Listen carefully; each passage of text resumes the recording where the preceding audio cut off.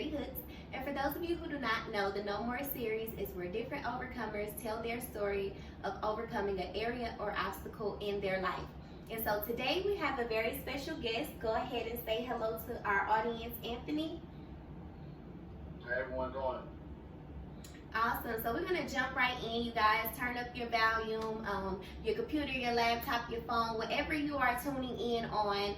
Just turn it up so you do not miss the nuggets that will be dropped, the testimony that is going to come forth, and I just pray that it changed your life. And so, Anthony, let's jump right in. What area or obstacle in your life did you decide to say no more to? Well, this is going to sound strange to a lot of people, but myself. Awesome. Okay, so you overcame yourself. And when you say you overcame yourself, give us a little more of what that means. Well, it's sort of like, let me break it down to like three parts. Three different things how it really started. First, it started with my pride. Then, the second part was my ego. And then the third part was having accountability for my actions. Okay, perfect. So now that makes sense. Now we got a little idea of what overcoming self means, because that can mean a ton of things. Awesome. And so you overcame your pride, your ego, and accountability. And so what did life look like before you had overcame those things? Well, I wasn't accepting accountability for my actions, so every time that things came up that it was my fault or I was in the mix of, I always flipped it back to, well, such and such, they did it because of this, or I did this because of this. It was never a true statement of just being wrong or not doing the right thing, So accepting accountability, it just took my mindset to a whole different place where, I can always work to be better than I was yesterday. Right. Okay, awesome. So you weren't accountable, you know, everything was everybody else's fault, right? You was the victim in circumstances, all of that stuff that we do because we don't want to take a look at ourselves. So you already jumped into my next question, which was what actions or like what was that aha moment when you were like, okay, this is not working? Operating in ego and pride, like that's no longer working for you. Well, I guess it comes with age, growth, maturity. I started seeing life totally different. I had to raise kids, had a family, so I have to see life totally different and hold myself accountable.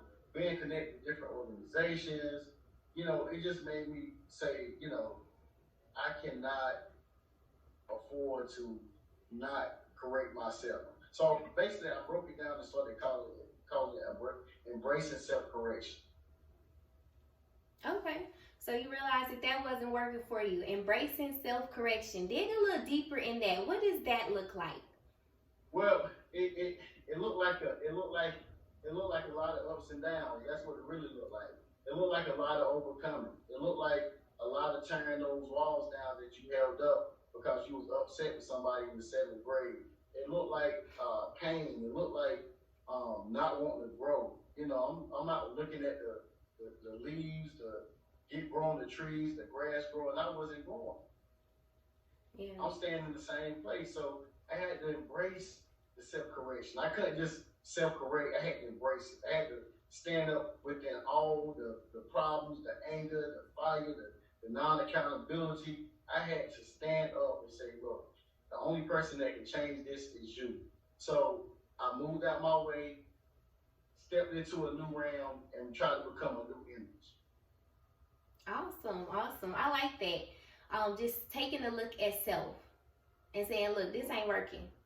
What you gonna do about you? Not nobody else, but what are you gonna do about you? That's amazing. And so if you wanna go back a little bit and tell us like about this self-reflection thing, because a lot of people, we don't even know, did we need to self-reflect? We like, ain't nothing wrong with me, I'm good. But when do you know you're not good? When do you know, like, what are some signs Well, let me speak for a man, right? Maybe you can speak for the lady. Let me speak for a man. I knew it was something wrong, right? When my homeboy said, "Hey, bro, I love you, man," and I don't know what to say. Mm. I'm staring. I don't have no emotional ties to embrace somebody. Or when somebody try to hug me, I'm kind of leaning in, tapping versus embracing. You know, that's that macho man stuff. Like when boys fall, get up, you ain't hurt. Or Yeah. my feelings hurt, I can't cry. You know what I'm saying? So I seen that was not going to be the way that I want my kids to be raised. I didn't want my boys to grow up not being able to tell me their feelings or me talking at them, not to them. You know what I'm saying? Mm-hmm. The macho man type of role that males play in our society, in our community, where when I grew up, it was totally different lifestyle than my kids have right now. So I had an edge and chip on my shoulder. I want to prove people that who I was and what I can do. You know what I mean? So it took me to a place where I was even keeled at all times. You know what I mean? Yes. Awesome. Okay. So yeah, that makes a whole lot of sense. Especially when you say like little boys get knocked down and say don't cry and things like that. Just trying to like make them be tough. But Right. it is okay for men to be vulnerable. It is okay for men to cry, to show emotions. Right. And so when you get amongst people and you Mm-hmm. don't have no emotions, it's hard for you to um to adapt to that connection and that attachment that most people who have like these what do you call it, like connections or when you're able to embrace people. When you come from like where I'm from, like we don't do that. I love you, man, or telling your kids like you love them. That was not the norm. You know what I mean? So I want to see a difference, and it started with me. That's awesome. Well, I'm glad that you definitely made that difference, so that you can raise your kids in a different way and show them, it is a different way to do things. You ain't got to be hardcore and you ain't got to be, egotistic and all of this stuff. So that is absolutely amazing. Um, as far as the ego and the pride side of things, what practical steps did you take? Man, see now that's what gets tricky, right? Because you normally have to have a little bit of ego, but that ego will swallow you whole, and you get to the point where me. I call it Johnny Gill, like that my syndrome. Mm-hmm. Like you get to the point where it's all about you, and your ego won't allow you to turn around and say, bro, you can have it. Your pride will allow you to get your lights cut off. Right. Now, your pride. I have you and your cousin beefing for years, and it went on past. You say, I wish I would have said something. Your ego will take you to a place where you will lose everything you have just to prove a point. And one thing I found out about proving a point, it never proved anything. Right. So you just basically just doing things your way to see your results come out. Okay. That's good. And so, pride and ego, you said it had the lights off. Oh, that made me laugh because that happened to me.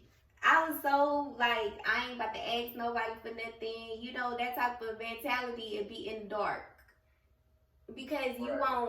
you won't just put your pride to the side and be like, look, I need help, or this is going on, or whatever the case may be. So that's funny. But that's real. That's It's real real. and it's true. And you know what? You know what, Mary? A lot of people regret not asking, but they refuse to because it's something in them that make somebody gonna think I'm this or think I'm that. But you're not thinking about your everyday life. Right. Like, you know, so that pride is very dangerous. It's very dangerous. Absolutely. And so, how did you deal with the pride though? Like, okay, you knew it was there, but what kind of did you just start asking for help more or being vulnerable more? Like, how did you come out of the pride? But well, it wasn't about asking for help, or it was basically just realizing it was dumb. It was some things was out of my control. Like I Mm-hmm. only have 5 minutes to get this done, and I need somebody. Right. But then I started really realizing what true love was, and just by having love for another person, it just made me realize like, bro, I don't have to have all this pride. My partner right here willing to help me. Why would I keep my mouth shut? My homeboy telling me like, here go $100. Why would I allow the blessing that God give me to shut down because I said, man, I'm good. You know what I mean? And knowing in reality that I'm not. Yeah, that's true. And then God works through people. He Right. allows the people, like people and the resources. That's how he moves. That's how he works. That's how he operates here in the earth realm. So yeah, then you just telling God like, nah, I don't need you. I'm good. Right. Wow, that's amazing. So, if somebody was watching this and they were, I'm gonna say a male, if a male was Right. watching this, and I just want to first say thank you for even sharing, being open and transparent because a lot of men don't say, hey, I was dealing with pride. I deal with ego. I don't want to be accountable. And they'll just, walk around with this macho man attitude and that be that. But you have come and said, look, I was the problem. I take Yeah, full exactly. responsibility for my actions. I take full responsibility of how my life was because I was the problem. And so I did some self reflection. I want you to speak directly to a male that is operating in that old version of yourself that you were in. And just give him some words of encouragement so he can come on the other side as well. Well, I start off with like, little bro, big homie, whoever you are, Yeah. it's not working. Like, step out, step out yourself and make yourself a better person. And first it starts with thinking and knowing that you're wrong, right? Mm-hmm. And go out to the other brothers and tell them it's okay to show love to your brothers and hug somebody. It's okay to be a different image in the community. It's okay to show love to your fellow partners. You know what I mean? Um, just step up, be the man you need to be. Wherever you see change need to be at, you be the man to do it. Because I mean, it comes to a point where a man definitely will have to grow up. Well, let's say like this. It comes to a point where a boy gonna definitely have to grow up and be a man. And you got to take the first step of being a man by being accountable, letting that ego go, that pride go, and don't let your ego be your amigo, because that'll be one of the things that'll hold you down for life. And we need people like you and myself to be accountable in the community, be the change that we want to see. Absolutely. Absolutely. That's good. And so, speaking about them just recognizing that they need to be accountable and do some self-reflection. Tell us about the programs and stuff that you have going on, how they can get in contact with you. If you can even be a help for some men that want to, take a look at themselves and like, nah, it's a different way. How do I know? Because I seen Anthony do it. Like, how can they get in contact with you? Well, you can hit me up on my Facebook page, Impact Mentoring. I have a mentoring program. It's basic for the youth. Well, and I call the youth anything like I call the youth any age. I'm the youth. You know what I Yeah. mean? So if a male having problems and issues, we a resource. We willing to help. We still go out to the prisons, um, mentor, have Bible studies, different things, because those brothers, even though they're behind prison walls, we must help those also because they still our brothers. Absolutely. I'm part of a 5-man group. We call it Locker Room Conversation, where me and my brothers, we encourage and we believe in men, even women. We believe that it's a change that you can make with the help of God. You'll be led into the right direction see the things that you need to do in your life, because the Bible says, lean not to your own understanding, all that way, acknowledge him, and he'll direct your path. It also says, the steps of a good man is ordered by the Lord. So we must get back to the rightful place and have a kingdom mindset to know who we are. But, you know, I still, you know, any platform, Anthony Staton, all platforms, G Staton on Instagram, you know, anytime, just hit me up. All right, perfect.